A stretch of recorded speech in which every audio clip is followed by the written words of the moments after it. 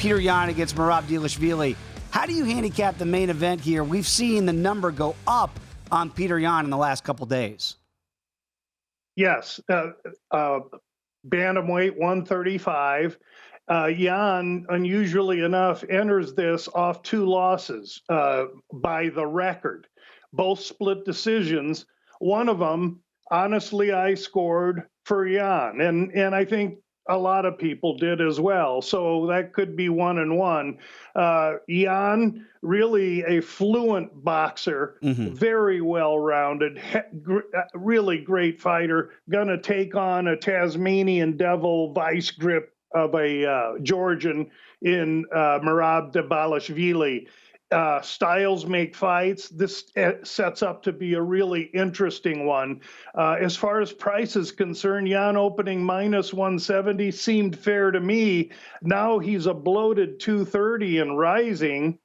And I suppose I can see the path for victory for each athlete here, but that line's starting to get a little bit high, and I almost wonder where it's going and when it may stop. Exactly, and that's the point here as we talk First Strike on this Tuesday before we get to Saturday. It's up to 250 here at DraftKings for Peter Yan. So you mentioned how it opened and where it is now. Dvalishvili right now plus 210. And you mentioned the styles, right? We get it. The decorated boxer and striker that Peter Yan is, he's going to want to keep distance in this potentially 5-round matchup. Right now it is juiced to the over 4.5 rounds here. Dvalishvili needs to be more of that wet blanket and try to really encompass and envelop Peter Yan. Are those the 2 pathways that you see for each fighter? I tend to think that Merab is the wear out. It's typical, and we know this isn't anything that I'm enlightening anyone with, but Yan spends 2 rounds reading his opponents. And this is a 5-round fight, and he's usually afforded that. The issue with Merab is he's also a guy that never runs out of gas. He's going to take you down 8 times per 15 minutes. So he just doesn't stop. And so to me, this, Yan wants it up, Merab wants it on the ground. It's more than that. It's what's going to happen in the last 2 rounds here, because I'm almost figuring Merab to be a little bit in a situation where he's a front runner and he wins the first round or 2. Yeah, you mentioned the last fight for Yan, really bitter pill for him to swallow against Sean O'Malley. So I know he probably doesn't want it to go to the cards this time around, a fight that and I think the Yan backers think he won against the Sugar Show. But you look at the numbers here, right? By decision for Yan, it's plus 110 if you don't want to lay that big number. For Merab, it's 3-1 here. If you think the fight's just going to go the distance, you don't want to pick a winner, you got to lay $2. What's the more likelihood scenario of happening? Is it that this fight does go all 5 and then you got to hold your breath again if you're a Yan backer? Here's how I'm going to handicap it, Dave. This is available now, and I've just made the release, or I should say, my own bet. I'm about to release it. And my feeling, and this is DraftKings, the fight to be decided split or majority decision plus 400. I think this thing's going to go right down to the judges. And if it does go to the judges, just like you're halfway insinuating, nobody knows what could happen. So 4-1 money on a fight that I see very competitive, razor close, and in the judges' hands, I'll take it.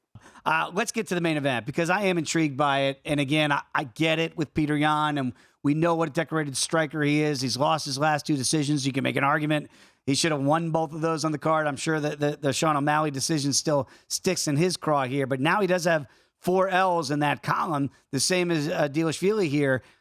I'm surprised that Yan is getting bet up. Are you surprised? Because now it's 250 here at DraftKings as we stand on a Tuesday. Yeah, I am. I am, because I mean, no credit, where Peter Yan's at him. He's an outstanding fighter, and obviously, could be a champion in this weight class. But the combination of what we've seen and how evolved Merab Dvalishvili has become standing and also with his relentless takedowns. And Peter Yan was controlled at times in that second Aljamain Sterling fight, because of the wrestling, because of the athleticism. And certainly Merab doesn't have the athleticism that the champion in the bantamweight division has, but he's got probably more cardio and better takedown aggressiveness. And oh, by the way, he's the training partner of Aljamain Sterling. So it's another camp for Sarah Longo that's preparing for Yan and preparing for Dvalishvili. And a guy that could go hard for 5 rounds, could go crazy for 5 rounds. I'm sure Merab doesn't want to mess around on the feet with Yan because Yan is that lethal. It has that lethal striking. He could carry power into the later rounds. But just the pace that Dvalishvili is going to bring in, at 2-1 right now as a straight up money line underdog, I think he's definitely worth a look because I think this is a guy that could be fighting for a championship. Maybe next, maybe he meets Sean O'Malley if O'Malley's successful over Aljamain Sterling, because that would be an intriguing matchup for sure. Very quickly, main event: Peter Yan, Merab Dvalishvili. How do you see this one playing out? I think this is all Peter Yan. I see the number at -250. I liked it better, obviously, when it was, in the -180s or whatever it was earlier in the week, or, last week for that matter. But the thing for me is, I go back to that fight with Merab Dvalishvili versus Marlon Moraes, and he just got outstruck so badly on the feet, couldn't get his wrestling going. And eventually Moraes tired out, and Merab took over and wins that fight, TKOs him with some ground and pound. That's not an option against Petr Yan. That dude is not going to tire out in a 3-round fight, or even a 5-round fight for that matter. 5-round fight. And his boxing is better than Marlon Moraes. You don't have to worry about his chin either. Let's get to this week, because I'm always fascinated by your numbers, Reed. And I know now, certainly with the wrestlers over the last couple of years talking on this program, how much the numbers really value them. So you look at Peter Yan, a guy who can wrestle, right? But again, against a guy like Merab Dvalishvili, we know that's what he'd like to do, is get this fight down to the ground. Potentially 5-round matchup here in the main event. What are the numbers showing you here? Yeah, they reinforce that narrative. And first of all, if you look at this entire card, which does have heavyweights, it does have light heavyweights, who has the most knockdowns of anyone on this card? It's Peter Yan. He has 10 knockdowns recorded. He's only been dropped once. He is a heavy-handed bantamweight. You don't always see that. And his technical striking is clearly superior. He's very accurate on his feet. Now, he doesn't have quite the pace that Merab has, and I think we saw that in those battles with Aljamain Sterling. Yan was getting pressured, and if you stifle his offense, then he doesn't have as many weapons. And if you get him on the ground or on the fence, that's how you stifle the weapons, and Merab has that opportunity here. Now, if I was picking this straight up, I would go Yan. And the takedown defense of 90% is reassuring, but this is a situation. Merab has been one of those guys. He can string together takedown after takedown and put you against the fence. He has very high clinch control. He has dominant grappling on the mat, and you add that up, and basically half of all rounds are spent dealing with his pressure. And so the other half, you have to, somehow win the round with striking alone. So with these odds where they are, it's a value play for me on the upset. Yeah, and again, it feels like the number's been going up rapidly. Yan now minus 250. Merab coming back at plus 210. I wonder if the number's going to keep going up to get even more value before we get to Saturday night. Because of what you said with Dvalishvili, kind of that wet blanket type wrestler, right? He's just always constantly pressuring. I understand why the number is at 4.5 here, and it's juiced heavily to the over, minus 215. If you think the fight's going to go the distance and not even pick a winner, that you got to lay $2 to do that.